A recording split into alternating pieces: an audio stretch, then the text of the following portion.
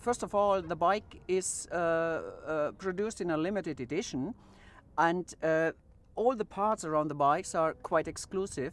So a lot of carbon fiber, first full carbon frame on the bike, exclusive front fork, Öhlins front fork, the brakes. So everything is really exclusive on the bike. When I did my first laps on the bike, I immediately realized that I feel comfortable quite easily. Some of proper race bikes are much more radical, so you won't be able, as an almost normal rider, to ride a MotoGP bike, for example. But this bike is easily to ride and quite easy to feel comfortable on it, even when it's really fast, lightweight, and this is quite an interesting feature. You will find almost exactly the electronic feature like on a real race bike, which is mainly the traction control.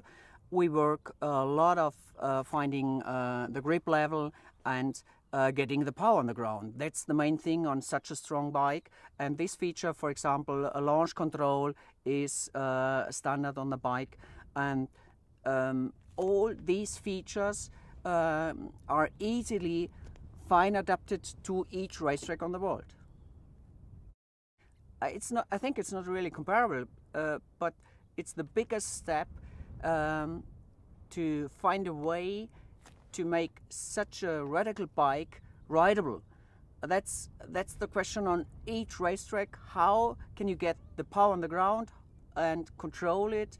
And this is a really good combination, and it took around 3 laps when I was sitting first time on the bike to be much faster than on the stock 1000RR, which is a really big number, and we are talking about almost 2 seconds, and this is really exclusive. It's almost about more power, but as a racer, the biggest question was in the past, how could you get the power on the ground? And with the electronic details on the bike are so fine-tuned that it's quite easy to get the power on the ground, to control it, and to feel comfortable on the bike.